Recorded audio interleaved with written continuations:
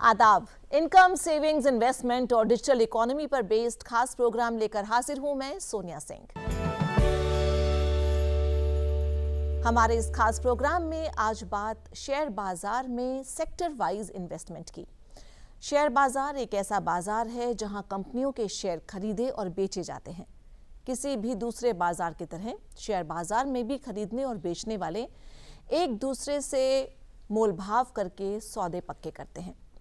पहले शेयर्स की खरीद बिक्री वर्ड ऑफ माउथ से होती थी और अब खरीदने बेचने वाले मुंह ज़बानी सौदे नहीं करते, लेकिन अब सारा लेन देन स्टॉक एक्सचेंज के नेटवर्क से जुड़े कंप्यूटर के जरिए होता है और इंटरनेट पर आज हर चीज़ की पहुंच है। सवाल यह है कि शेयर बाजार में इनकम और इन्वेस्टमेंट के लिए कौन सा सेक्टर ज़्यादा सूटेबल है, इसकी पहचान कैसे करें और मनचाहा मुनाफा कैसे हासिल करें। इसी पर बात करने के लिए हमारे साथ दो खास मेहमान मौजूद हैं। हमारे साथ मौजूद हैं चार्टर्ड अकाउंटेंट और जाने माने इकोनॉमिस्ट डॉक्टर शरद कोहली, और साथ ही हैं शेयर बाजार एक्सपर्ट डॉक्टर रवि सिंह। हम आप दोनों का स्टूडियो में वेलकम करते हैं। तो शुरुआत शरद जी से करते हैं। शरद जी, सही महीना है क्योंकि अगले महीने इलेक्शन के रिजल्ट्स भी आने हैं और हमारे बहुत सारे दर्शक सोच रहे होंगे क्यों ना शेयर बाजार में पैसा लगाया जाए और देखा जाए कि क्या पता हमारे इन्वेस्टमेंट डबल हो जाए। हालांकि ये एक ऐसा मार्केट है जहां पर डबल हो भी सकती है और ख़त्म भी हो सकती है, लेकिन फिर भी हम अपने दर्शकों को कोशिश करेंगे ये बताने की कि कौन से सेक्टर्स हैं जो कि सेफ सेक्टर्स लग रहे हैं। अगर हम डिफेंस सेक्टर की बात करें और उससे शुरुआत करें तो हमने देखा है कि पिछले कुछ सालों में, हालांकि काफ़ी स्टैग्नेंट सेक्टर था, लेकिन पिछले कुछ सालों में 1000% की भी ग्रोथ हुई है कुछ शेयर्स में। अब ऐसे में हमने देखा कि बहुत सारे एमएसएमईज भी आ गए हैं डिफेंस प्रोडक्शन में, बहुत सारे स्टार्टअप्स भी आ गए हैं और हालांकि ये मोरलेस एक सरकारी सेक्टर है जो कि सरकारी नियंत्रण में है। क्या कहेंगे आप इस सेक्टर के बारे में, इसमें निवेश किया जाए या नहीं किया जाए? मेरी जो सेक्टर की लिस्ट थी उसमें जो सबसे ऊपर नाम था, आपने, मुझे इस बात की खुशी है कि आपने भी वही नाम उठाया जी। तो इससे ये पता लगता है कि हम जितने पैनलिस्ट आते हैं भले पहले ना भी बात करें पर हम लोग एक ही पेज पर हैं। जी हाँ, डिफेंस आपने बहुत ही इम्पोर्टेंट सेक्टर की बात करी है और उस ज़माने से जब हमारे यहाँ कल पुर्जे और नट बोल्ट भी बाहर से मंगाए जाते थे, टैंक्स के, राइफल्स, गन्स, आर्टिलरी, जितनी आर्टिलरी थी, मिसाइल्स वगैरह की तो बात ही मत करिए, एयरक्राफ्ट्स की तो बात ही मत करिए, मैं उस ज़माने की बात कर रहा हूँ। नट बोल्ट्स तक हम बाहर से मंगाते थे। आज हम उस दौर से इस दौर तक आए हैं जब, तो मुझे लग रहा है बहुत लंबा सफ़र हमने कवर किया है। 20,000 करोड़ से ज़्यादा आज हमारे एक्सपोर्ट्स हैं। और आपने बात करी कि ज़्यादातर डिफेंस सेक्टर पब्लिक सेक्टर में है। आपको हैरानी होगी कि बहुत सारी जो प्राइवेट कंपनीज़ हैं वो भी अब डिफेंस में आ रही हैं, डिफेंस के पुर्जे कल पुर्जे बना रही हैं। और मुझे लगता है कि तेजस जो इंडिया का बना हुआ एयरक्राफ्ट है, अपना फाइटर जेट है जी, अभी हमने शिप्स भी एक्सपोर्ट करी हैं, हम सबमरीन्स बना रहे हैं, हम न्यूक्लियर सबमरीन्स पे एक्सपेरिमेंट कर रहे हैं। मुझे लग रहा है अब डिफेंस का कोई भी ऐसा सेक्टर नहीं है, एयरफोर्स, आर्मी, नेवी, तीनों मैं विंग्स की बात करूं, ज़मीन, आसमान और पानी की मैं बात करूं, कोई भी ऐसा अब सेक्टर नहीं है जिसमें हमें अब हिंदुस्तान का वर्चस्व नहीं दिखाई दे रहा है। तो मुझे लग रहा है बहुत ही प्रॉमिसिंग सेक्टर है और आपने बिल्कुल ठीक कहा, कुछ कंपनीज में हमने 1000% तक की ग्रोथ देखी है और मुझे लग रहा है अभी ये सिर्फ एक शुरुआत है जी। क्योंकि जिस तरीके से जियोपॉलिटिकल सिचुएशन सोनिया बन रही है, दुनिया में जिस प्रकार से टेंशन पैदा हो रही है, रशिया यूक्रेन की हम बात करें, आज 2 साल से 2.25 साल हो चले हैं, गाज़ा में कॉन्फ्लिक्ट चल रहा है, इधर साउथ चाइना सी बहुत टेंस है, उधर नॉर्थ कोरिया साउथ कोरिया में टेंशन है, चाइना और यूएस में अभी एक नया ट्रेड वॉर शुरू हो गया, उनकी टेंशन, हालांकि एक दूसरे के यहाँ उनके डिप्लोमैट्स विजिट करते हैं पर उससे कुछ सुधार नहीं हो रहा है। तो मुझे लगता है कि नेटो और रशिया के बीच में टेंशन लगातार बनी हुई है जब से रशिया यूक्रेन हुआ। तो ऐसे हालात में हो क्या रहा है कि जो छोटे मुल्क हैं वो भारत की तरफ देख रहे हैं कि यहाँ से इम्पोर्ट किया जाए और हिंदुस्तान में खुद अपनी ज़रूरतें तो हैं ही हैं, पर आज फिलीपींस देख लीजिए, कितनी सारी अफ्रीका की कुछ कंट्रीज हैं जहां हमने सामान भेजना शुरू किया है, और मुझे लग रहा है ये इतना बड़ा इसमें पोटेंशियल है कि प्राइवेट सेक्टर इसमें भर भर के हिस्सा ले रहा है। तो आने वाले समय में मुझे लगता है, पर जो भी इसमें हमारे जो दर्शक हैं पैसा बोलता के, जो वो उसमें अगर पैसा लगाने की सोच रहे हैं, तो मैं उनको एक सलाह जरूर दूंगा। कई बार कोई शेयर हो सकता है कि अचानक 1-2 महीने में बहुत ऊपर चला जाए, पर अगर वो लॉन्ग टर्म के लिए इसको रखेंगे 3 से 5 साल के लिए, मुझे जितने भी मेरी सेक्टर की आज लिस्ट है जी, उसमें जैसा कि मैंने आपको कहा सबसे ऊपर मैंने डिफेंस को रखा, हालांकि उसमें एफएमसीजी है, आईटी है, रिन्यूएबल एनर्जी है, बहुत सारे और सेक्टर्स की लंबी लिस्ट है जिसकी हम आगे जिक्र करेंगे। पर डिफेंस आपने मेरी, आप यूँ कहूँ कि बोलते हैं ना, दुखती नब्ज छेड़ दी आपने, दुखती नहीं, जो सुख वाली नब्ज है वो छेड़ दी है कि सबसे बढ़िया सेक्टर है, और इसमें घाटा होने का, अनलेस कि आपकी कंपनी का जो सिलेक्शन है जी, वो बहुत गलत हो जाता है। तो मैं साथ में ये जोड़ना चाहूँगा सोनिया, कि जो भी दर्शक डिफेंस या किसी भी सेक्टर में इन्वेस्ट करने का सोचते हैं, उनको मैं सलाह दूंगा, और वो पैसा बोलता है लगातार देखते हैं तो बहुत सारी जानकारी यहाँ दी जाती है, प्लस इंटरनेट पे अवेलेबल है, उसके फंडामेंटल्स जरूर चेक करें कि आप कंपनी ने पिछले कितने सालों में मुनाफा कमाया है, उसकी सेल कैसी रही है, उसकी ऑर्डर बुक कैसी है। ये सब कुछ ऐसी चीज़ें हैं जिससे आपको कंपनी के परफॉर्मेंस के बारे में लगातार मालूम चलता रहता है। और हर साल कंपनी के लिए तो लाजमी है, बल्कि हर तीसरे महीने बाद कंपनी के लिए लाजमी होता है अपने नतीजे पब्लिक कर देना।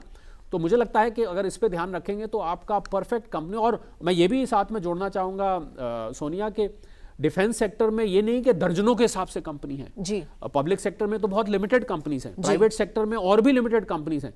तो इसलिए मुझे लगता है डिफेंस सेक्टर में इन्वेस्ट करना अब और आसान भी आपके लिए हो गया है, जहां एक ऐसा सेक्टर हो सकता है जहां पर आपको दर्जनों कंपनी दिखाई दे, पर एक ऐसा सेक्टर है जहां पर चुनिंदा कंपनीज हैं। तो मुझे लग रहा है बहुत बढ़िया सेक्टर है लॉन्ग टर्म के लिए, पर बहुत सिलेक्टिव बेसिस पे आप आगे चल सकते हैं।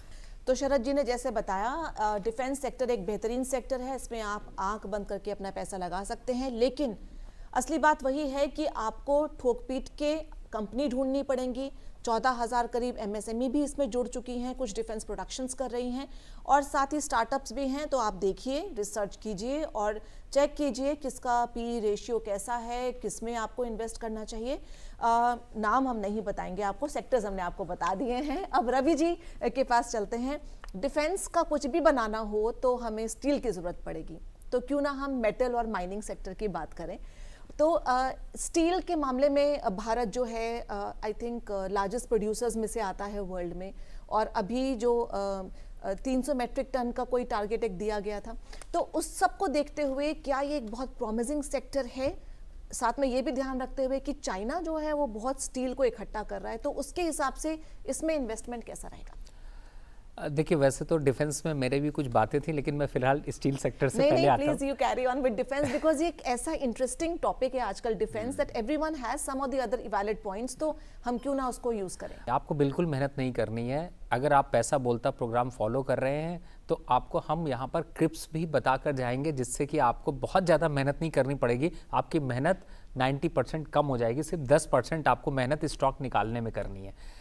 मैं शरद जी की बात से स्टार्ट करता हूँ। शरद जी ने बहुत डिटेल में बताया, इसलिए आपको क्लियर हो गया होगा। बस 1-2 चीज़ें मैं ऐड कर देता हूँ, क्योंकि जब बात सेक्टर की हो तो भविष्य की भी बात होनी चाहिए कि क्यों प्रॉमिसिंग आया। अब आप सरकार का बजट अगर आप कंपैरिजन करें तो लगभग सबसे पहला फोकस कहाँ जाता है बजट का? डिफेंस पे एलोकेशन। हाल फिलहाल में अगर बजट की ग्रोथ को देखें और उसके हिसाब से अगर डिफेंस के को सेक्टर को देखें, तो हम जो पहले इंपोर्ट करते थे आज हम एक्सपोर्ट की क्षमता में पहुंचे हैं। और उसके लिए कोई नया मैजिक नहीं हुआ है, उसके लिए हुआ यह है कि वही कंपनियां जो ऑलरेडी इस सिस्टम में थीं, उन कंपनियों को ही ऑर्डर दिए गए, उनको पैसा दिया गया, और उन्हीं कंपनियों ने इस सिचुएशन पर पहुंचा दिया कि आज रशिया हो, जैसे प्लेन की बात करी, या दूसरी जो कंट्रीज़ हैं उनको हम एक्सपोर्ट कर रहे हैं, और वहाँ की दावेदारी, यानी कि जहाँ पर हम खरीदारी कर रहे थे आज हम बेचने की तैयारी कर रहे हैं, टेक्नोलॉजीज़ आज हमारे पास है। तो इसी वजह से आपको डिफेंस सेक्टर में ये ज़बरदस्त ग्रोथ देखने को मिली है। और शरद जी ने बिल्कुल सही बात कही कि 1000% की आपको रिटर्न दिख रही है। 1000% तब मैटर करता है जब आप शुरुआत कर रहे हैं। अब आप आगे अगर आप देखोगे तो आपको ये 1000% छोटा लगेगा, क्योंकि इंटरनेशनल मार्केट बहुत बड़ा है, रिक्वायरमेंट बहुत बड़ी है, जियोपॉलिटिकल टेंशन की वजह से एक अपॉर्चुनिटी भी दिखाई दे रही है। तो मुझे लगता है सेगमेंट बहुत बड़ा है। दूसरा, अब इसी से रिलेटेड स्टील सेक्टर पे आ जाते हैं। चाइना भरसक कोशिश कर रहा है कि स्टील के जितनी भी जब प्रोडक्शन है या फिर अगर ओवरऑल देखा जाए तो एक्सपोर्ट भी वही सबसे ज़्यादा करता है, इंडिया सेकंड नंबर पर आता है। लेकिन सिचुएशन ये है कि उनकी मैन्युफैक्चरिंग कहीं ना कहीं से डिस्टर्ब हो रही है और वो उसका फ़ायदा किसको मिल रहा है? भारत को मिल रहा है। जियो इस समय अगर इकोनॉमिक ग्रोथ के हिसाब से देखें तो भारत की इकोनॉमी ज़्यादा अच्छा बिहेव कर रही है। यहाँ पर जो स्टील से रिलेटेड इंफ्रास्ट्रक्चर और अदर सेक्टर्स है उनमें ग्रोथ देखने को मिल रही, चाइना में वो निगेटिव जा रहे हैं। तो इसी वजह से स्टील सेक्टर एक अग्रेसिव सेक्टर की तरीके से निकला और इससे रिलेटेड जितने भी स्टॉक्स हैं उन्होंने हाल फिलहाल में 23% से 53% का रिटर्न दिया है। तो और आगे अगर देखा जाए तो भविष्य क्या कहता है? भविष्य कहता है कि इंफ्रास्ट्रक्चर की डिमांड रहेगी, स्टील की डिमांड होगी। हम जिस हिसाब से ग्रो कर रहे हैं, इकोनॉमी जिस हिसाब से ग्रो कर रही है, 8% अगर आप ग्रोथ स्ट्रक्चर लेके चलते हैं, 7% ग्रोथ स्ट्रक्चर लेके चलते हैं तो स्टील सेक्टर उससे दुगना ग्रो करेगा, यानी 15-16%। तो यहाँ पर हम बैठे हुए हैं और मुझे ऐसा लगता है कि स्टील सेक्टर भी एक ऐसा सेक्टर है जो कि डिफेंस अगर नंबर 1 पे आ रहा है तो स्टील अगर टॉप 10 करेंगे तो आपको कहीं ना कहीं से 8वें 9वें नंबर पर लेना ही पड़ेगा। ठीक है, और अब जब डिस्कशन चाइना आ ही रहा है बार बार, तो क्यों ना हम शरद जी इस पर चर्चा करें कि चाइना की जो ओल्ड एज पॉपुलेशन है वो बहुत बढ़ रही है। ऐसे ही भारत में भी ये कहा जा रहा है कि ओल्ड एज की पॉपुलेशन अब बढ़ती रहेगी, क्योंकि जो हाल ही में जो आंकड़े आए हैं। ऐसे में जो फार्मेसी सेक्टर है उस पर आप किस तरह का पोटेंशियल देख रहे हैं? भारत को तो वैसे भी फार्मेसी ऑफ द वर्ल्ड कहा जाता है। देखिए सोनिया, अभी तो हिंदुस्तान जो है वो दुनिया के सबसे जवान देशों में है और ये ठीक है कि जवान जवान हमेशा नहीं रहता है। वो आप और आगे आप मुझे लगता है आप आगे से आज से 20-25 साल बाद की बात कर रही हैं, जब हमने डेवलप्ड इंडिया का सपना देखा है 2047 में और हमारी पॉपुलेशन अगर कंट्रोल में आती है तो थोड़ी सी आपको डेमोग्राफिक प्रॉब्लम्स आती हैं। चाइना ने ये देखा था जब उन्होंने 1 चाइल्ड पॉलिसी निकाली थी कि उनके एजिंग पॉपुलेशन होने लगी। जापान बहुत बुरी तरह से जूझ रहा है, साउथ कोरिया बहुत बुरी तरह से जूझ रहा है। कुछ देश, कुछ मुल्क तो ऐसे हैं जो कि इस प्रॉब्लम से बहुत ज़्यादा मैं कहूँगा कि इफेक्टेड हैं। पर इंडिया की जहाँ तक बात है, मुझे लगता है फार्मेसी सेक्टर तो इंडिया दुनिया की फार्मेसी है, तो अगर इंडिया की पॉपुलेशन एज भी हो जाती है या नहीं भी होती है, मैं कहता हूँ कि हमारे जो यूथ की आज 35 साल से कम 65% हमारे हिंदुस्तान में लोग हैं, 29 साल से कम की करीब आधी आबादी है हमारी। तो अभी तो एक उर्दू में शेर है बहुत पुराना, अभी तो मैं जवान हूँ, तो मुझे लगता है कि हम हिंदुस्तान के लिए कह सकते हैं ये बात। तो अभी पर हाँ, आने वाले ये जो जवान है कभी ना कभी बुजुर्ग होंगे और फार्मेसीज की जरूरत तो आजकल अंजना सोनिया आपको जरूरत पड़ती है, क्या कहते हैं, जवानों को भी जरूरत पड़ती है। आप खाली बुजुर्गों को नहीं, बल्कि मैं तो बहुत सारे बच्चे, बहुत सारे जवान लोग मैं देखता हूँ कि उन लोगों को जरूरत पड़ती है। तो दुनिया की फार्मेसी तो हिंदुस्तान है ही है, इंडिया को तो केटर करता है, पर मुझे लग रहा है कि दुनिया में इस वक्त जो फार्मेसी पे रिसर्च हो रही है और जो हिंदुस्तान में रिसर्च हो रही है, उन दोनों रिसर्च को अगर आप एक तराजू में रखें तो मुझे लग रहा है हिंदुस्तान इस वक्त कहीं आगे है। और आपने अभी हाल में कोविड की जो वैक्सीन्स थी उसमें देखा, जिन वैक्सीन्स में प्रॉब्लम आई, अभी पीछे काफी जिक्र था उसका, वो वैक्सीन कोविशील्ड थी। जो भारत में बनी वैक्सीन थी उसमें कहीं कोई उंगली नहीं उठी, कोई उसके साइड इफेक्ट्स या जो भी सही था गलत था हम इसमें नहीं जाते, पर क्योंकि जिक्र बहुत आया उसका तो वो इंडिया की वैक्सीन पे नहीं आया। जबकि उस टाइम मुझे याद है कि इंडिया की वैक्सीन पर बहुत सारे सवाल उठाए जा रहे थे कि भाई इन्होंने तो इतनी सस्ती बना ली है, ये कर लिया, वो कर लिया, और उसको बहुत सारे मुल्कों ने उस समय एक्सेप्ट भी नहीं किया था, उसको टेस्टिंग में डाल दिया था। तो मुझे बिल्कुल तो मुझे लगता है कि फार्मेसी का हमारे यहाँ एक नेचुरल एवोल्यूशन है। हम लोग फार्मेसी से, खासकर गुजरात जैसे जो एरियाज है जहाँ पर फार्मेसी का बहुत ज़्यादा रिसर्च होता है। और एक अच्छी बात जिसका मैंने जिक्र किया सोनिया, देखने को मिली फार्मेसी में कि कंपनीज ने पहले R&D डिपार्टमेंट मुझे सब में इतना दुरुस्त नहीं दिखाई देता था। अब मैंने जिन फार्मा कंपनीज में गया पिछले 2 साल में, मुझे उनमें R&D डिपार्टमेंट बहुत दुरुस्त दिखा, बहुत अच्छा खासा पैसा लगाते हैं। और देखिए फार्मेसी में सारा खेल R&D का है। आप एक वैक्सीन डेवलप करते हैं, उस वैक्सीन को पूरा अपने काम की बनते 9-10 साल लग जाते हैं, पर हमने देखा कोविड की वैक्सीन तो कुछ महीने में, बल्कि 1 साल के अंदर तैयार हो गई। तो ये रिसर्च का नतीजा था। थोड़ी बहुत उसमें कमी रही वो अलग बात है। तो जितना हम R&D में, और पिछले बजट में जिस प्रकार गवर्नमेंट ऑफ इंडिया ने 1 लाख करोड़ का ये जो इंसेंटिव निकाला है R&D पे, मुझे लग रहा है ये फार्मास्यूटिकल इंडस्ट्री को नेक्स्ट लेवल पर ले जाने वाला है। तो फार्मास्यूटिकल इंडस्ट्रीज में, पर वहाँ जो मैंने पीछे डिफेंस में कहा था सोनिया, वही बात मैं, वो पन्ना उस किताब का मैं यहाँ भी जोड़ना चाहूँगा। वो ये है कि फार्मास्यूटिकल कंपनीज बहुत सारी हैं, पर उसमें भी आपको बहुत सेलेक्टिव होना है। आपने मैं कहता हूं कि रग छेड़ दी थी आपने। मैं सोच रहा था कि मैं इन टर्म्स का जिक्र बाद में करूंगा, क्योंकि आपने पीई का जिक्र कर दिया। आप उसकी बुक वैल्यू देखिए, आप उसकी पीई देखिए, आप उसकी प्रॉफिटेबिलिटी देखिए, आप उसका नेट प्रॉफिट मार्जिन देखिए, इबिट्टा होता है वो देखिए, earning before interest and taxes वो देखिए, तो बहुत बारीकी से। और मैं तो अपने दर्शकों को ये सलाह दूंगा कि हालांकि रवि ने बहुत आसान कर दिया कि 90% हम काम कर देते हैं, वाकई कर देते हैं, पर अगर साथ में दर्शक अपनी नॉलेज में इजाफा करें, थोड़ी सी फंडामेंटल एनालिसिस। अब फंडामेंटल एनालिसिस क्या है कि आपको बैलेंस शीट को थोड़ा थोड़ा पढ़ना आना चाहिए। मुझे लगता है शरद जी हमें एक शो इस पर भी करना चाहिए कि कैसे फंडामेंटल एनालिसिस करना चाहिए, हाँ, कैसे टेक्निकल एनालिसिस करना चाहिए, और हमें शेयर खरीदने से पहले जैसे कहते हैं ना कि 100 बार सोचना चाहिए कि भाई मैं अपना पैसा लगा रहा हूं, तो पूरा ठोक पीट के लगाने के लिए ये एनालिसिस हमें सिखाना चाहिए। जी, तो मैं अपनी बात पूरी कर देता। बिल्कुल आपने ठीक कहा। तो मेरा, और मैं साथ में ये जोड़ना चाहूंगा कि ये कोई रॉकेट साइंस नहीं है। दर्शक ये ना समझे कि ये कोई बहुत मुश्किल काम है, भाई हमने तो अकाउंट्स फाइनेंस नहीं पढ़ा है, हम कैसे बैलेंस शीट को पढ़ पाएंगे, हम कंपनी का परफॉर्मेंस को कैसे इंटरप्रेट करेंगे। ऐसा कुछ नहीं है। आप जब तक उसमें घुसे नहीं हैं तब तक आपको लगता है। और ये तो लोग जब शेयर मार्केट में उन्होंने जुड़ना शुरू किया था, तब पहले वो लोग सोचते थे कि भाई शेयर मार्केट तो बहुत कॉम्प्लिकेटेड है, हम समझ नहीं पाएंगे।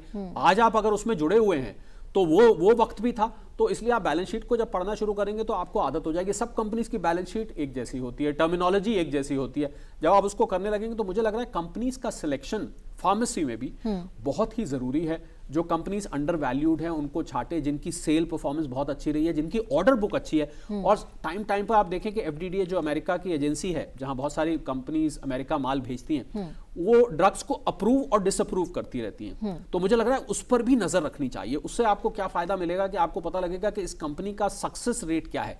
और खासकर जो बायो से जुड़ी हुई कंपनीज हैं, फार्मास्यूटिकल कंपनीज हैं, क्योंकि हम यहाँ नाम नहीं लेते, पर जो बायोकेमिकल से जुड़ी हुई हैं, बायो रिसर्च से जुड़ी हुई हैं, मतलब बायो और एलोपैथी को जिन्होंने कंबाइन किया है, उनका फ्यूचर मुझे सोनिया और ज्यादा ब्राइट नजर आता है। तो अब वो टाइम आ चुका है कि आप किसी के भरोसे में ना रहें कि कोई आपको नाम बता देगा, सुबह मॉर्निंग वॉक के टाइम में एक शेयर पता चल गया, शाम की इवनिंग के वॉक पे एक शेयर पता चल गया। ऐसे काम नहीं कीजिए। आप खुद अपना रिसर्च कीजिए और उसके बाद ही अपना पैसा उसमें डालिए। बात से बात जुड़ती है। शरद जी ने कहा था रवि कि अभी तो मैं जवान हूँ, तो मैंने अपने लिए नहीं कहा, मैंने हिंदुस्तान के लिए कहा। हिंदुस्तान अभी तो जवान है, तो क्या हिंदुस्तानियों को अगले 10 साल के लिए या 15 साल के लिए इंश्योरेंस सेक्टर में पैसा डालना चाहिए? क्योंकि अभी तो सब जवान है, जरूरत ही नहीं है इंश्योरेंस की। देखिए, इंश्योरेंस सेक्टर पे मैं आपको अगर पर्सनली अगर आप पूछिए तो मैं बिल्कुल बहुत ज़्यादा अग्रेसिव तरीके से इन्वेस्टमेंट नहीं करता हूँ, या फिर मैं ये कहूँगा कि मैं उसको सेक्टर को कंसीडर नहीं करता कि वो बहुत ज़्यादा प्रॉफिटेबल सौदा है। क्योंकि कई ऐसे आईपीओज आए जिन्होंने कि मूड ख़राब किया, कई ऐसी कंपनीज़ हैं जिन्होंने कि बड़ा दुख और दर्द दिया, नाम यहाँ पर नहीं ले रहे हैं, लेकिन ओवरऑल मुझे ऐसा लगता नहीं है कि इस सेक्टर में आपको काफ़ी ज़्यादा ग्रोथ मिलती है, या फिर आपको स्ट्रक्चरली ऐसा लगता है कि आपको इंश्योरेंस खरीद लीजिए, सेटिस्फाई है।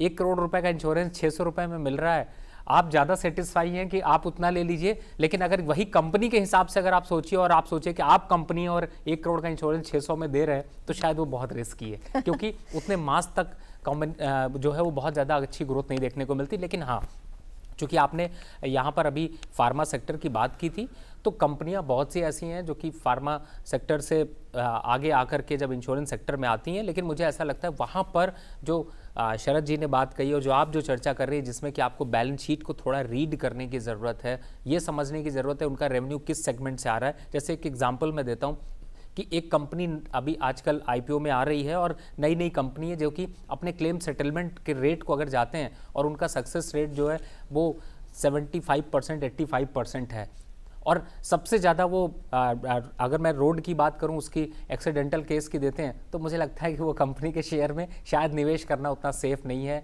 या फिर उसमें इतनी अच्छी ग्रोथ नहीं देखने को मिलेगी, क्योंकि बहुत ज़्यादा क्लेम्स बढ़ते जा रहे हैं पॉपुलेशन के हिसाब से देखें, और इंश्योरेंस आज सबकी डिमांड हो गई है, लेकिन उससे बहुत ज़्यादा कोई पॉजिटिव रेवेन्यू नहीं जनरेट हो रहा है। तो मुझे ऐसा लगता है कि कुछ चीज़ें समाज सेवा के हिसाब से हैं, पैसे बनाने के हिसाब से नहीं है, तो इंश्योरेंस सेक्टर को थोड़ा सा इग्नोर रखना चाहिए। लेकिन अगर आप पूरा पोर्टफोलियो बना रहे हैं तो 2 से 3% सफिशिएंट है जिससे कि आप इंश्योरेंस सेक्टर में ऐड कर सकते हैं। उससे ज़्यादा ऐड करेंगे तो आपके पोर्टफोलियो में वो पेन भी बढ़ाता जाएगा। और रवि ने जब रोड का नाम लिया है तो हम रोड पर ही चल पड़ते हैं और इंफ्रास्ट्रक्चर की बात करते हैं। भारत का इकोनॉमिक ग्रोथ हो या फिर ओवरऑल डेवलपमेंट हो शरद जी, तो इंफ्रास्ट्रक्चर डेवलपमेंट बहुत ज़रूरी रहेगा अब से लेकर अगले 10 साल में। और जो हमने पीछे भी देखा, इंफ्रास्ट्रक्चर पर बहुत जोर था, कैपिटल एक्सपेंडिचर बहुत इस्तेमाल किया, बजट में भी बहुत ज़्यादा इसके लिए एलोकेशन हुआ।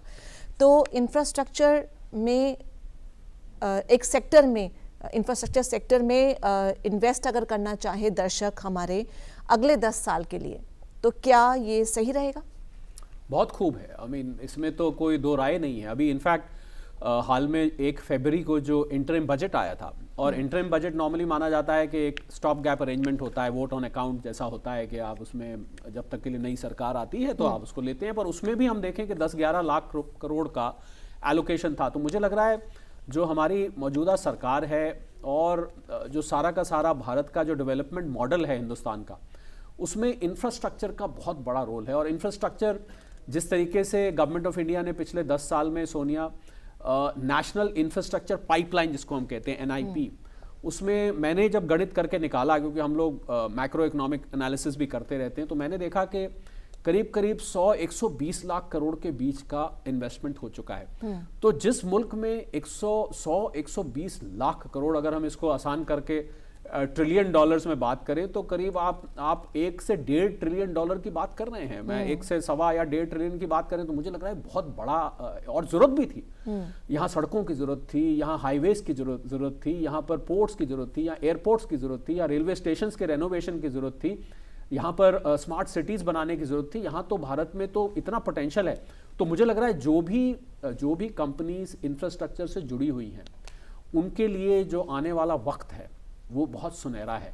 पर इंफ्रास्ट्रक्चर में एक बात होती है, जैसे कि अभी रवि कह रहे थे इंश्योरेंस के बारे में, तो उन्होंने कहा कि इंश्योरेंस सेक्टर आपको पेन दे सकता है। इंश्योरेंस सेक्टर पेन दे सकता है, उससे पहले सुस्ती देता है, कहीं हिलता नहीं है। जैसे अभी इन्होंने बात की, 1-2 इंश्योरेंस कंपनीज के IPOs आए, उसमें बहुत सुस्ती नजर आई, पहले नुकसान नजर आया, फिर सुस्ती से कुछ होता ही कुछ नहीं है, वो शेयर कहीं जाता ही नहीं, ऊपर जाता ना नीचे जाता, वहीं खड़ा रहता है। वो भी मैं समझता हूँ इन्वेस्टर के लिए एक फ्रस्ट्रेशन हो जाती है। तो इंफ्रास्ट्रक्चर भी, मैं इंफ्रास्ट्रक्चर को इंश्योरेंस के साथ तो नहीं जोड़ता हूँ, पर मुझे लगता है कि इंफ्रास्ट्रक्चर का शेयर भी आहिस्ता आहिस्ता चलता है, क्योंकि इंफ्रास्ट्रक्चर के जो प्रोजेक्ट्स हैं वो बहुत लंबे वक्त के होते हैं। आपको अब सड़क बनानी है तो ये नहीं कि आज बनाया तो 15 दिन बाद आपको उसकी आउटपुट आ गई, उसमें 6 महीने, 1 साल, 2 साल लगता है। तो जो भी आप इंफ्रास्ट्रक्चर का, हमारे दर्शक इंफ्रास्ट्रक्चर की तरफ तवज्जो देना चाहते हैं, उनके लिए मैं ये सलाह दूंगा कि वो भी लॉन्ग टर्म विजन रखें, क्योंकि शॉर्ट टर्म में हो सकता है इंफ्रास्ट्रक्चर का शेयर आपको बहुत फीका फीका सा दिखाई दे कि ये तो इसमें कुछ होता ही नहीं है, हुआ तो थोड़ा बहुत मार्केट मूवमेंट सेंटिमेंट के साथ, किसी दिन ऊपर गया किसी दिन नीचे गया। पर अगर आप इसमें सचमुच की ग्रोथ देखना चाहते हैं तो आपको इसमें थोड़ा सा लंबे वक्त का, क्योंकि जिन कंपनीज के पास इंफ्रास्ट्रक्चर के प्रोजेक्ट्स हैं उनको मुनाफा बनाने के लिए भी सोनिया उतना वक्त चाहिए कि वो डिलीवर करेगा। मान लीजिए किसी को सड़क का कॉन्ट्रैक्ट, हाईवे का कॉन्ट्रैक्ट मिला और 100 किलोमीटर का हाईवे है या 200 किलोमीटर का हाईवे है, तो जब तक वो हाईवे बन के तैयार होगा, उस पर टोल कलेक्शन शुरू होगा, वो प्रॉफिट पूरा बुक करेगा, या कोई और मान लीजिए वो सिटी डेवलप कर रहा है कोई प्रोजेक्ट, तो इंफ्रास्ट्रक्चर के प्रोजेक्ट में वक्त लगता है। तो मुझे लग रहा है जो टाइम होराइजन है इंफ्रास्ट्रक्चर का, वो आपको कम से कम 3 से 5 साल का इंफ्रास्ट्रक्चर में रखना चाहिए। बाकी एज अ सेक्टर मैं बहुत बुलिश हूं इंफ्रास्ट्रक्चर को लेके। और हिंदुस्तान में आपको पता है, यहां पर अगर हम सड़कें देखते हैं, हाईवेज देखते हैं, पर अगर आप थोड़ा सा उन सड़कों से हट के जाएं तो अभी आपको इतनी गुंजाइश दिखाई देगी वहां पर। तो वो कंपनीज भर भर के आगे आ रही हैं। एग्री इंफ्रास्ट्रक्चर है, सिविल इंफ्रास्ट्रक्चर है, रूरल इंफ्रास्ट्रक्चर है, इंडस्ट्रियल इंफ्रास्ट्रक्चर है, सिविल एविएशन इंफ्रास्ट्रक्चर है, हम एयरपोर्ट्स की बात करें, मुझे लग रहा है कि असीमित infinite number of opportunities Sonia यहां पर हैं। तो मैं बहुत बुलिश हूं, पर कंपनी का फिर वही बात, कंपनी की सिलेक्शन बहुत ही सोचकर समझकर करनी चाहिए। बिल्कुल। और जिस तरह से कैपिटल एक्सपेंडिचर इसमें ज़्यादा लगता है और इसका जो रिज़ल्ट आएगा वो आपको शायद टाइम लगे, ऐसे ही हमने सुस्ती देखी है एक सेक्टर में, और वो है रियल एस्टेट का सेक्टर। तो रियल एस्टेट अगर आप ना खरीदना चाहें और आप स्टॉक मार्केट में पैसा लगाना चाहें, तो क्या रियल एस्टेट के कंपनीज में पैसा लगाना चाहिए? रवि, आपसे जानना चाहेंगे, रियल एस्टेट और रेलवेज अगर हम दोनों को एक साथ जोड़ लें, क्योंकि बहुत लंबा शो हो जाएगा नहीं तो, बहुत सारे सेक्टर्स हैं। नहीं देखिए, लंबा शो तो ज़रूर हो जाएगा, लेकिन मैंने अभी आपसे स्टार्टिंग में ही कहा था कि लोगों को इसके बाद एक्सरसाइज करने की ज़रूरत नहीं पड़ेगी। आपने इंफ्रास्ट्रक्चर एक वर्ड यूज़ किया, इंफ्रास्ट्रक्चर एक सेक्टर की बात करी, लेकिन जितने भी सेक्टर उससे सब डिवीज़न में निकलते हैं, चाहे वो सीमेंट हो, स्टील हो, रेलवे है, ये रोड कंस्ट्रक्शन से है, वो सब कुछ इंफ्रास्ट्रक्चर में इंक्लूड हो जाते हैं। यानी कि इंफ्रास्ट्रक्चर एक अकेला हाथ नहीं है, उसकी 5 फिंगर हैं और वो 5 फिंगर इस तरीके से हैं। अब शरद जी ने बिल्कुल क्लियर कहा कि आप अपॉर्चुनिटी देखिए और इंफ्रास्ट्रक्चर सेक्टर की ग्रोथ, अब रियल एस्टेट भी इंफ्रास्ट्रक्चर ही एक तरीके से आता है। अगर आप पूरा कंक्लूड करें तो आपको दिखाई दे जाएगा कि इंफ्रास्ट्रक्चर का कैप्टन वहां पर रियल एस्टेट आता है, बाकी फिर उसके बाद स्टील, सीमेंट और अदर चीजें आती हैं। अब ओवरऑल अगर यहाँ पर रेलवे को देखते हैं तो देखिए, सबसे बड़ी बात है कि सरकार ने रेलवे का जिस हिसाब से नवीनीकरण किया है वो एक एग्जाम्पल है। आज रेलवे ट्रैक पर हम 130 और 150 किलोमीटर स्पीड की गाड़ियां देख रहे हैं। आपको एरोप्लेन से ट्रेवल करना है, कार से ट्रेवल करना है, आपके पास ऑप्शन अब 3 आ जाते हैं। और उसके बावजूद आप डिमांड देखिए, रेलवे में आज भी टिकट्स अवेलेबल नहीं होती। तो इसका मतलब है कि रेलवे सेक्टर में अभी इंफ्रास्ट्रक्चर की बहुत बड़ी गुंजाइश है। दूसरी तरफ है ग्रोथ प्रोस्पेक्ट से देखें तो कुछ IRFC जैसी कंपनीज या रेलवे की बहुत सी ऐसी कंपनीज जो थी जो कि किसी भी तरीके से लोगों को अट्रैक्शन नहीं देती थी, लेकिन जब डेवलपमेंट शुरू हुआ तो उन कंपनीज ने ग्रोथ दिखाई। तो मुझे ऐसा लगता है कि जो इंफ्रास्ट्रक्चर से रिलेटेड है, इनमें अगर आप सीमेंट सेक्टर और रियल एस्टेट और रेलवे तीनों को अगर आप मर्ज कर दें तो मुझे लगता है कि इनके बिना आपका पोर्टफोलियो अधूरा रहेगा। और परसेंटेज वाइज तो वो मुझे लगता है कि आप अब जब डिवीज़न बना रहे हैं तो इन बात का ध्यान रखें, क्योंकि आपके पास ऑप्शंस बहुत मिलते हैं। और रेलवे का काउंटर ने जिस तरीके से लोगों को सरप्राइज़ किया है, अभी आपने डिफेंस काउंटर के रिटर्न की बात की थी, रेलवे काउंटर में भी ऐसे रहे हैं जो 4 से 450% तक के रिटर्न यहाँ पर लोगों को देकर सरप्राइज तो रवि, क्या डिफेंस की तरह रेलवे भी बिल्कुल एक सरकारी सेक्टर माना जाए, क्योंकि इसमें प्राइवेट कंपनीज जो हैं वो मे बी एंसिलरी कुछ काम करती होंगी, वर्टिकल्स होंगे, लेकिन रियल काम तो सरकार का है? देखिए, रियल काम सरकार का है, लेकिन सरकार सारे काम खुद नहीं करती। इंफ्रास्ट्रक्चर में भी जो शरद जी कह रहे थे, मैं एक बात यहाँ पर और ऐड करना चाहूँगा कि इंफ्रास्ट्रक्चर में अभी आपको गिन के अगर आप देखते हैं ना तो आपको 4-5 कंपनियाँ मिल जाती हैं। आप सोचिए कि उस सारी कंपनियां वो काम नहीं कर सकती। अगर पूरे भारत का डेवलपमेंट करना हो तो आपको नई और कंपनीज फॉर्म होती हुई नजर आएंगी, छोटे मोटे काम आपके और डिवाइड होंगे। सेम विद द आपको जैसा डिफेंस काउंटर में ग्रोथ दिखी, वही तरीके से आपको रेलवे काउंटर में भी आपको दिखाई देंगी। तो मुझे ऐसा लगता है आपका एब्सोल्युटली पॉइंट एकदम राइट है कि उन कंपनियों पे भी नज़र रखें जो उससे रिलेटेड कंपनीज हैं। जैसे कि सबसे बड़ी रेलवे काउंटर में अगर देखते हैं तो आपको क्या नज़र आता है कि रेलवे के इंफ्रास्ट्रक्चर के लिए क्या आपका कंस्ट्रक्शन कितना हो रहा है, आपकी नई ट्रेनों का नवीनीकरण जो हो रहा है उसमें पूरी की पूरी ट्रेन ट्रांसफॉर्म हो रही है। तो इस टाइप की जो कंपनीज हैं उनकी ग्रोथ बहुत अच्छी देखने को मिल सकती है। जी शरद जी, जैसे जब बजट की बात यहाँ पर हुई थी तो हमने देखा कि मैक्सिमम जो एक फोकस है वो रिन्यूएबल एनर्जी पर था, और क्योंकि क्लाइमेट चेंज और ये सब और ग्लोबली भी इस सब की बहुत ज़रूरत है। ऐसे में क्या फ्यूचर स्टॉक्स जो कि सबसे ज़्यादा एक मल्टी बैगर स्टॉक साबित हो सकते हैं, क्या वो रिन्यूएबल एनर्जी के होंगे? सोलर एनर्जी ने हमने देखा कि 9 साल में 30 टाइम्स मोर हमने देखा है कि ग्रोथ हुई है उसमें। ऐसे ही हाइड्रो की बात की जाए, विंड की बात की जाए, बायोमास की बात की जाए। जी हाँ, जिस स्पीड की आपने बात करी, ये स्पीड रिन्यूएबल एनर्जी में बढ़ने वाली है। और बिल्कुल आपने सारे सेक्टर्स खुद ही बहुत बखूबी नाम लिए हैं। सोलर है, बायोमास है, विंड मिल है, जितने भी रिन्यूएबल एनर्जी के सेक्टर्स हैं, क्योंकि जिस तरह से दुनिया भर की सरकारें इस पर तवज्जो दे रही हैं, इस पर ध्यान दे रही हैं, और ये जो COP26, COP27, COP28 ये जो मीटिंग्स होती हैं, ये खाली एक मीटिंग नहीं होती है। इसमें बहुत सारे डिसीजंस लिए जाते हैं और जो भी मुल्क वहाँ जो बात बोल के आते हैं उनको उसको बाकायदा लगाना होता है, उसको उस पर पैसा लगाना होता है। हालांकि इस पर कई कंट्रोवर्शियल इश्यूज भी हैं, क्योंकि बहुत सारे जो अपने आप को विकसित देश कहते हैं वो कई बार लेक्चर तो दे देते हैं पर उसकी कॉस्ट वो नहीं समझते हैं, और कॉस्ट आगे आने के लिए भी तैयार नहीं होते हैं, उसमें अपना कंट्रीब्यूशन देने के लिए तैयार नहीं होते हैं। इस बात को लेकर भारत सरकार भी समय समय पर मैटर को उठाती रहती है, पर अपने आप में मुझे लगता है गवर्नमेंट ऑफ इंडिया या हमारे मुल्क की जो सरकार है वो ग्रीन एनर्जी की तरफ बहुत कमिटेड है। तो रिन्यूएबल एनर्जी से कनेक्टेड जितनी भी कंपनीज हैं, हम यहाँ कंपनीज के नाम नहीं लेते हैं वरना मेरे जहन में बहुत सारे नाम आ रहे हैं, पर हम क्योंकि नाम नहीं लेते हैं तो हम उसको जनरलाइज वे में आपको बताना चाहेंगे कि मुझे अगर उनका जो डायरेक्शन है वो बिल्कुल ठीक तरफ है, मतलब अगर उन्होंने मान लीजिए विंड मिल पकड़ा हुआ है, अभी मैं हाल में राजस्थान होकर आया थार डेजर्ट में, मैंने वहाँ पर विंड मिल में इतनी ज़बरदस्त एक्सपेंशन देखी है। तो जो भी कंपनीज उन विंड मिल्स की तरफ ध्यान दे रही हैं और लगातार वो जो विंड मिल का एक पंखा होता है, हमारे दर्शकों को पता होगा, घूमता रहता है, उसमें उन्होंने अभी कुछ पुराने लगे हुए थे, कुछ नए लगे हुए थे। वो नया वाला जो है वो हल्की हवा में भी घूम लेता है, तो किस तरह की वो एनर्जी प्रोड्यूस कर रहा होगा, और कुछ में कुछ लग नहीं रहा है, अब हवा चल रही है और आपको बिजली मिल रही है।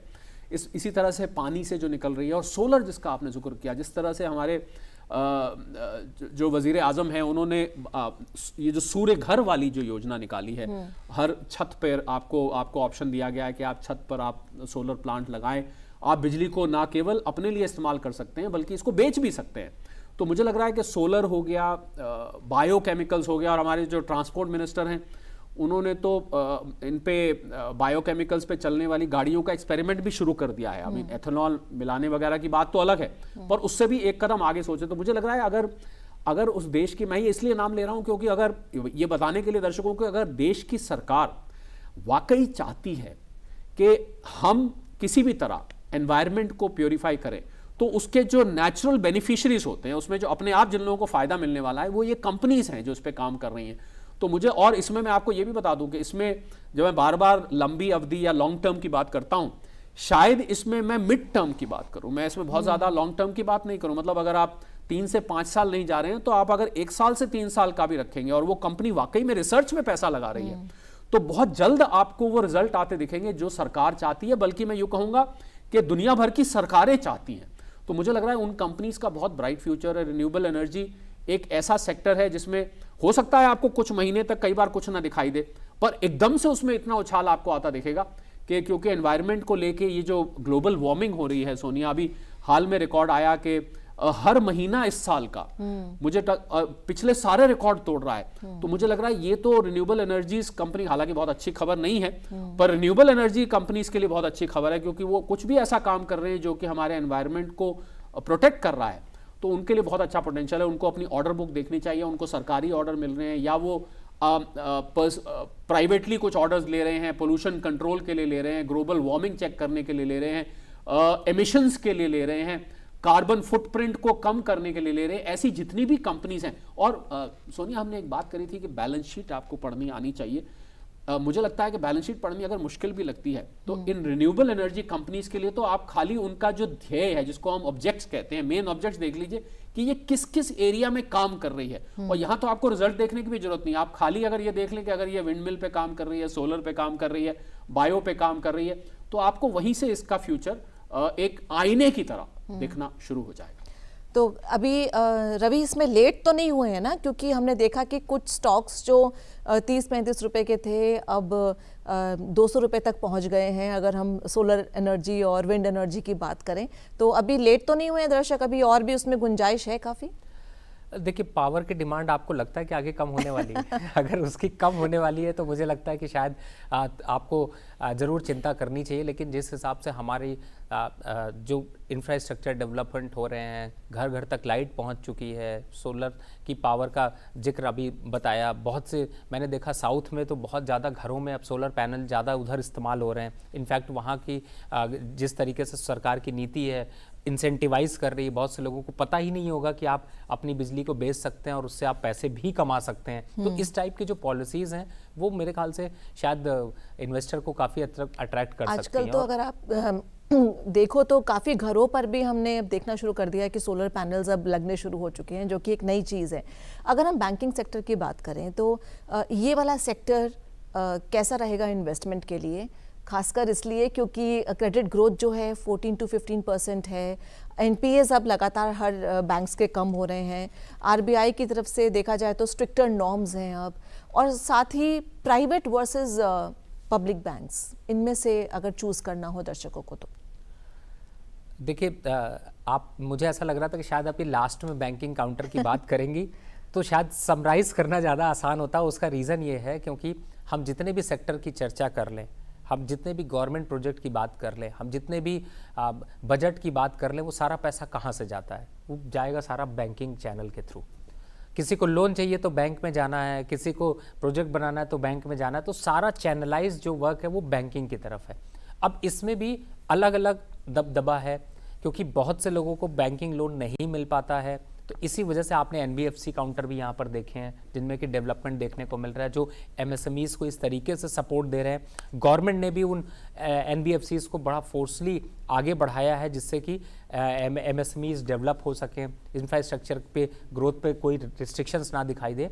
तो मुझे लगता है कि अब चाहे प्राइवेट बैंकिंग हो और चाहे सरकारी बैंकों की बात करें, एक एवरेज ऑन जो ग्रोथ मुझे इस सेक्टर में दिखाई देती है वो 16-17% आपने लगभग पिछले 10 साल से देखी ही होगी। और अभी खास ये हुआ है कि जो छोटे मझोले जो बैंक होते थे, जो जैसे हम किसी स्टेट के बैंक की बात करते थे, मैं नाम नहीं ले रहा हूँ, लेकिन किसी स्टेट के बैंक की बात करते थे, दूसरे स्टेट की बात करते थे, अब वो बैंक जो है वो जनरलाइज होते जा रहे हैं। और जहां बात एनपीए की है तो एनपीए इसलिए भी कम हो रहा है क्योंकि वो एनबीएफसी की तरफ भी मूव कर रहा है। तो कहीं ना कहीं से जो पूरा ग्रोथ स्ट्रक्चर है वो बैंकिंग पे डिपेंडेंट है। अगर आप अपना पोर्टफोलियो बना रहे हैं, मैं आपको लास्ट में एक मंत्र देकर जाऊंगा और उस मंत्र को फॉलो करिए। मुझे ऐसा लगता है कि वो आपके ये सारे सवालों का जवाब देगा। लेकिन बैंकिंग सेक्टर एक इंपॉर्टेंट काउंटर है, बिना उसके कोई भी पैसा हिलने वाला नहीं है, यानी पैसा बोलता का पैसा भी बैंकिंग के थ्रू ही हिलता है। तो मुझे ऐसा लगता है कि बैंकिंग काउंटर में, प्राइवेट बैंकों में ज़रूर थोड़ा आपको बैलेंस शीट को देखने की ज़रूरत है, एनपीएस को देखने की ज़रूरत है, थोड़ा अग्रेसिव होते हैं, थोड़ा रिस्की लोन की तरफ भी जाते हैं, जिस पे आरबीआई के कमेंट भी अभी देखने को मिले। लेकिन मुझे लगता है कि ग्रोथ प्रॉस्पेक्ट से अगर देखें तो आगे 5 साल हो या 25 साल हो, उनमें आपको ये सारे बैंक परफॉर्म करते हुए नजर आएंगे, कुछ को छोड़कर। जी। और एक सेक्टर जो पहले बहुत पॉपुलर रहा करता था, लेकिन आजकल हम देख रहे हैं कि उसमें कुछ उतार चढ़ाव देखने को मिल रहे हैं शरद जी, वो है एफएमसीजी।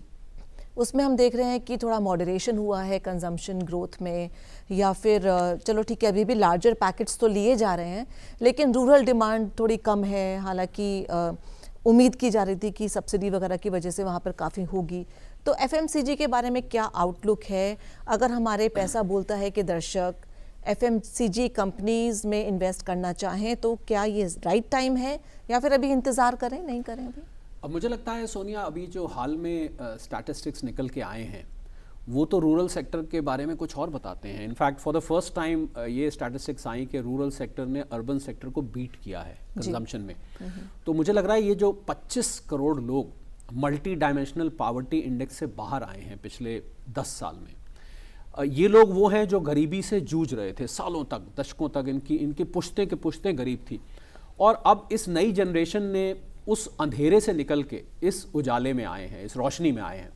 तो मुझे लग रहा है इनके हाथ में जो ये थोड़ा बहुत पैसा आया, मैं ये तो नहीं कहूँगा बहुत पैसा आया है, पर थोड़ा बहुत कम से कम गरीबी से बाहर आए हैं। अब गरीबी के पैमाने बहुत सारे हैं।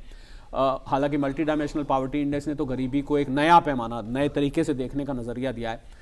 ये लोग अब जाके खर्च कर रहे हैं। तो अब वो चीज़ें सोनिया जो पहले खाली अमीर लोगों की पहुंच में होती थी या मिडिल क्लास की पहुंच में होती थी, वो चीज़ें अब आपको इन गरीब परिवारों के या गरीबी से जो निकल के आए हैं उनके पहुंच में दिख रही है। और कम्युनिकेशन का, इंटरनेट का, इंफॉर्मेशन का ज़माना है। आज अब अपने फ़ोन पर उठाकर कौन क्या चीज़ इस्तेमाल कर रहा है, आपके ऊपर ऐड आप चलाते हैं, आप कुछ भी देखें तो आपके ऊपर ऐड थोप दिए जाते हैं, आपको कुछ करना भी नहीं पड़ता। तो उनको ये पता लग जाता है कि ये चीज़ इस्तेमाल करना बेहतर है। तो मुझे लग रहा है उसी हिसाब से वो मेहनत भी करते हैं सोनिया, मेहनत करके वो उतना धन जुटा लेते हैं जिससे कि वो, उनका सपना रहता है कि इस अगले महीने मैंने फलाना टूथपेस्ट इस्तेमाल करना है, मैंने अब की बार ये साबुन नहीं ये साबुन करना है, मैंने अब की बार बाइक खरीदनी है तो ये वाली खरीदनी है।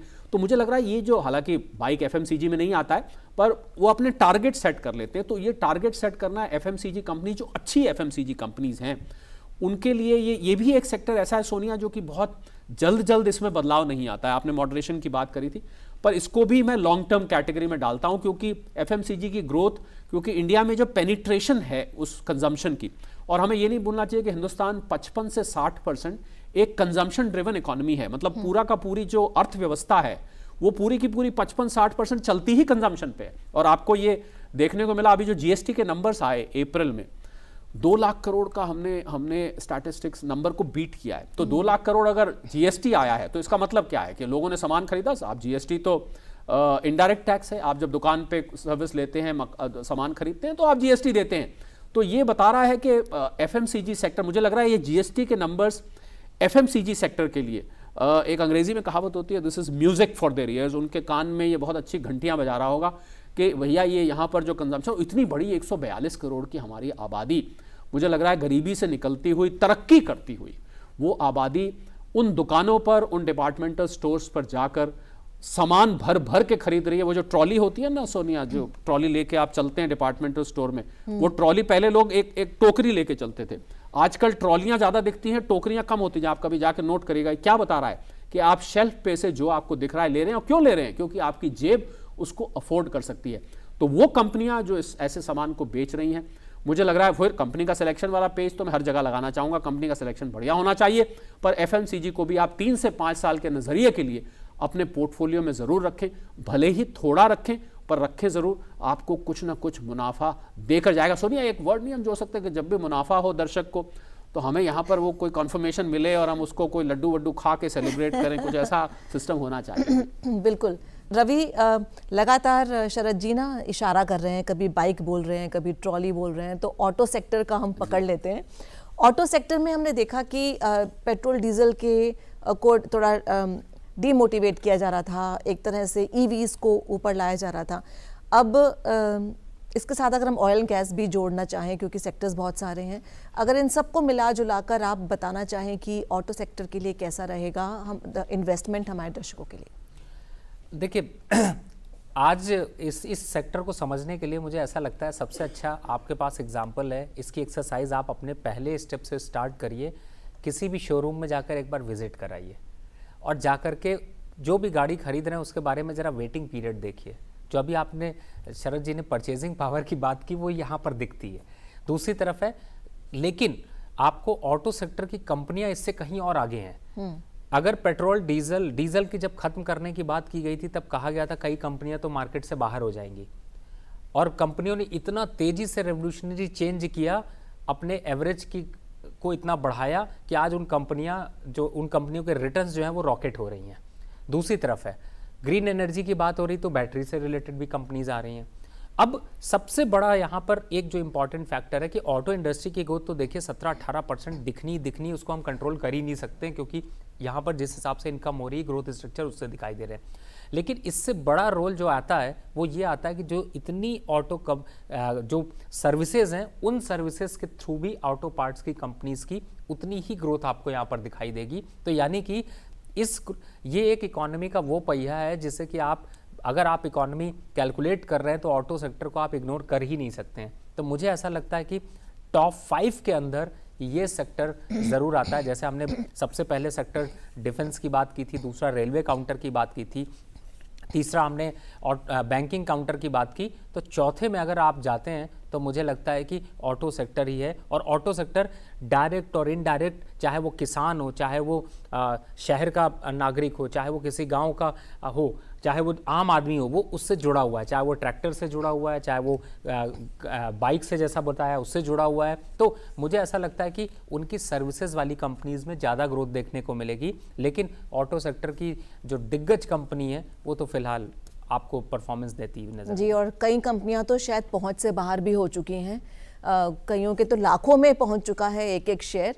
और शरद जी इसीलिए स्प्लिट का इंतजार कर रहे हैं कि थोड़े कम हो जाए। जी शरद जी, जैसे कहते हैं ना कि मिडास टच, जिस भी चीज़ को छुओ तो वो सोना हो जाए, कोई एक ऐसा सेक्टर वो हो सकता है क्या? और खासकर हम सेमीकंडक्टर चिप्स की अगर बात करें तो क्या वो वाला सेक्टर एक मिडास टच वाला सेक्टर होगा कि हमने पैसा लगाया तो वो सोना हो जाएगा? और लेकिन इसके साथ ही अगर हम आईटी सेक्टर की बात करें तो आईटी सेक्टर बहुत डिसअपॉइंट कर रहा है, मतलब बहुत धीमे धीमे चल रहा है, कहीं भी चढ़ता है तो फिर गिर जाता है जी। चक्कर क्या है? कंप्यूटर तो हर आदमी के पास है, मोबाइल हर आदमी के पास है। देखिए, आईटी सेक्टर मुझे लगता है बहुत ग्लोबल सेक्टर है। आईटी सेक्टर खाली हमारे हिंदुस्तान की सीमाओं तक नहीं रुका हुआ है, और जितनी भी आप बड़ी आईटी कंपनीज हैं वो बाहर के मुल्कों से आने वाले जो ऑर्डर्स होते हैं उन पर तो नेचुरली जो सेक्टर इंटरनेशनल फैक्टर्स पर डिपेंड होगा सोनिया। और अगर कभी इंटरनेशनल सिचुएशन ऐसी बनती है कि वहाँ पर रिसेशन है, हमने देखा अमेरिका यूरोप में जहाँ ज़्यादातर इनका एक्सपोर्ट होता था वहाँ पर सुस्ती है पिछले चंद सालों से, और कहीं कहीं तो सुस्ती बहुत ज़्यादा है। वो हमें यहाँ पर सही नंबर्स देखने को नहीं मिलते हैं, पर अंदर की बात ये होती है कहीं पर सुस्ती बहुत ज़्यादा है, तो नेचुरल उनके ऑर्डर्स पे फ़र्क पड़ता है, उनकी ऑर्डर बुक कम होती है तो वो नौकरी से भी लोगों को निकालते हैं। अक्सर सुनने में आता है इतने लोगों को नौकरी से निकाल दिया। तो नौकरी से कब निकालता है आदमी? जब निकालता है या तो आपके पास कोई टेक्नोलॉजी ऐसी आ जाए कि आपको लोगों की ज़रूरत नहीं है, या फिर आपको, पर मुझे लग रहा है कि आईटी सेक्टर में भी जो ये एआई और इंटरनेट ऑफ थिंग्स जो नई चीज़ें आ रही हैं, ये जो गिरावट आपको देखने को मिल रही है, जो नीचे को आ रही है, वो उसको कुछ हद तक आने वाले टाइम में ऑफसेट करेगा। इसीलिए आपने जो बहुत अच्छी एक बात करी कि कभी वो नीचे जाता है, कभी ऊपर जाता है, कभी नीचे जाता है। तो जब उनकी ऑर्डर बुक्स की खबर आती है कि भाई अब ऑर्डर बुक्स अब उतनी नहीं है, तो नीचे जाता है, पर जब कोई नई टेक्नोलॉजी की सुनने में आता है तो वो ऊपर चला जाता है। तो आईटी सेक्टर पे मैं इतना ज़्यादा पेसिमिस्टिक नहीं हूँ। आप पूछिए, पर्सनली स्पीकिंग मुझे लगता है एक टेम्परेरी फेज़ है जिसमें से आईटी सेक्टर जा रहा है, और ये क्योंकि इसमें लगातार रिसर्च होती है, नई टेक्नोलॉजीज आ रही हैं, और टेक्नोलॉजी के बिना आजकल की दुनिया चल नहीं सकती है, मैं आपको ये सीधे तौर पे कह सकता हूँ। तो इसलिए उनका भी जो आने वाला वक्त है, मुझे ऐसा नहीं लगता कि अंधेरे में है आईटी सेक्टर, भले ही वो कितना करेक्शन उसमें आ गया हो। आपने माइडास टच की बात करी कि लेकिन ऐसा लगता है कि आईटी सेक्टर वो जैसे कहते नहीं कि खुद पेड़ पे एक बैठे हुए हैं और उसी की डाल को खुद ही काट रहे हैं। नहीं, वो काट एआई जो है AI वो की वजह सिस्टम से। कुछ ऐसा ही यहाँ पर हाँ, वो जनरेट तो होकर आ देखिए, रहा आप टेक्नोलॉजी को इवॉल्व होने से रोक नहीं सकते हैं, ये बात तो सही है कि, पर उसमें जो नई टेक्नोलॉजी आ रही है, अब कुछ लोग कहते हैं कि नौकरियां जा रही हैं, मैं कहता हूं कि आपको एआई में, आईओटी में नौकरियां नई बहुत पैदा हो रही हैं, तो इसलिए वो एक दूसरे को कॉम्प्लीमेंट करते हैं। पर माइडास टच की बात करी आपने, तो हमने देखिए इतने सारे सेक्टर्स की बात करी, सब में सेमीकंडक्टर की आपने बात करी। हिंदुस्तान मुल्क की तरह से बहुत बड़ी उसमें एक पावर बन के निकलने वाला। आज तक ताइवान का उसमें राज था, ज़्यादातर टीएसएमसी जो वहाँ की कंपनी ज़्यादातर सप्लाई करती थी, कुछ हद तक अमेरिका, कुछ हद तक छोटा मोटा और कहीं करते थे। पर इंडिया में जिस प्रकार की इन्वेस्टमेंट हुई है, मुझे लग रहा है आने वाले वक्त में, बल्कि आप देखेंगे इसी साल के एंड से, हमें ऐसा सुनने में आ रहा है कि इस साल के एंड से पहला चिप जो है आपको कमर्शियली मार्केट में लॉन्च हो जाएगा, और उससे अगला साल इससे भी बेहतर होगा। बिल्कुल एक वो पर फिर माइडास टच पे आऊं तो मुझे लग रहा है पूरा का पूरा हिंदुस्तान का जो इकोनॉमी है वो खुद ही माइडास टच इस वक्त रखती है। हम इतने सारे सेक्टर्स की हमने बात करी, इन सबको हम मिला दें, इन सबको हम एक साथ एक गुलदस्ते में रख दें, वो गुलदस्ता खुद माइडास टच बन जाता है। तो हम किसी एक सेक्टर को अगर माइडास टच कहेंगे तो मुझे लग रहा है बाकी सेक्टर्स के साथ थोड़ी सी नाइंसाफी हो जाएगी, क्योंकि सारे ही इतने बढ़िया थे। तो उन सबको आप गुलदस्ते में रखिए, और उस गुलदस्ते को आप बस छूते जाइए, उसमें पैसे को छुआते जाइए, किसी में 3 साल, किसी में 5 साल, किसी में 2 साल, किसी में 1 साल, आपको वो माइडास टच देखने को ज़रूर ही मिल जाएगा।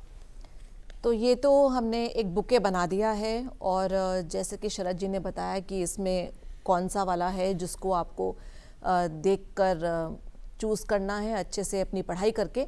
तो कोई डूज एंड डोंट्स भी कुछ हैं क्या? डूज तो चलो हमने एक बता दिया रवि, लेकिन कुछ ऐसी चीज़ें जिनका बहुत ध्यान रखें, एक्साइटेड होके आप खूब सारा पैसा लगा दें किसी में और फिर वो धड़ाम से नीचे गिर जाए और उसके बाद आपका पैसा भी फंस जाए, फिर आप कहीं और पैसा लगा भी ना पाएं।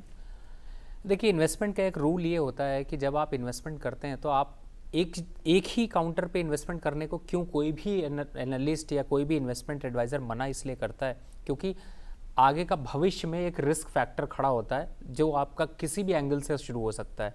जियोपॉलिटिकल रिस्क हो सकता है, कंपनी डूब सकती है, या फिर कुछ ऐसा हो सकता है, अनसर्टेन हो सकता है, कोरोना टाइप की अगर एक्टिविटी हो जाए तो कुछ सेक्टर ग्रो करेंगे, कुछ सेक्टर डूब जाएंगे। तो ऐसी सिचुएशन आपको जब देखने को मिलती है, इसीलिए जब भी निवेश की रणनीति बनती है तो ये होता है, जो हम आज चर्चा जिन सेक्टर की कर रहे हैं इनमें से ज़्यादातर आपको एक बार में कम से कम 5 सेक्टर, जो मैं अभी मंत्र की बात कर रहा था वो मैं अभी बता देता हूँ। देखिए, कभी भी कोई भी पोर्टफोलियो बनाइए तो हमेशा अपने डाइवर्सिफाई, जो वर्ड यूज़ किया जाता है वो इसीलिए यूज़ किया जाता है कि एक जगह पर आप सारा पैसा मत लगाइए, चाहे आप 100% कॉन्फिडेंट हो कि ये शेयर बढ़ जाएगा, क्योंकि अगर आप 1% भी गलत हुए तो आपका 100% कैपिटल उड़ जाएगा। तो ऐसा रिस्क कभी मत लीजिए। आप ऐसा नहीं सोच सकते हैं कि आप 120 की स्पीड में गाड़ी चलाएं और ये सोचे कि सामने कोई भी आएगा मैं तो उसको उड़ा दूंगा लेकिन मेरा कुछ नहीं होगा। ये कभी नहीं हो सकता। ये सिर्फ ऐसे सारे ख्वाब अगर आप जब शेयर मार्केट में काम करेंगे दूर हो जाएंगे। फिलहाल मुझे ऐसा लगता है स्ट्रैटेजी रखिए, 5 सेक्टर सेलेक्ट करिए, 5 सेक्टर से 5 स्टॉक सेलेक्ट करिए।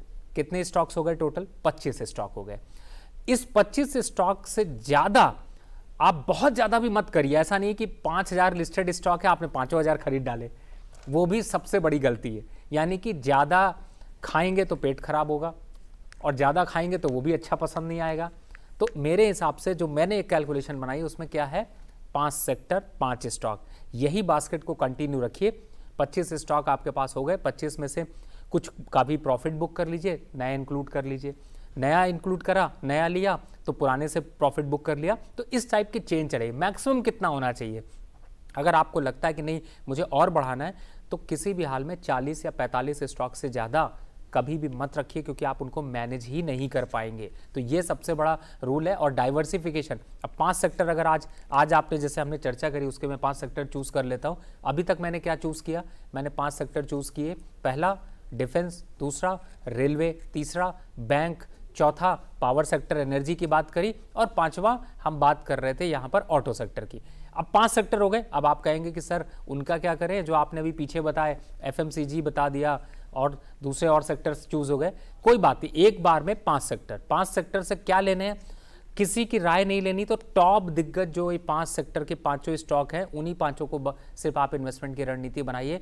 कोई एनालिस्ट की कभी कोई ज़रूरत नहीं पड़ेगी। सिंपल, आपका पोर्टफोलियो लॉन्ग टर्म पे 1 साल में देखेंगे चमकेगा, 2 साल में गोल्ड होगा, 3 साल में डायमंड होगा और आगे फिर प्लैटिनम होगा। यही स्ट्रैटेजी फॉलो करिए। कम लो पर अच्छा लो। आखिरी सवाल शरद जी, एक सम अप कर दीजिए कि हमने पैसा लगा लिया 5 सेक्टर्स में, 5 कंपनीज में लगा दिया, 25 हो गए हमारे, लेकिन अब हमें प्रॉफिट कब बुक करना है?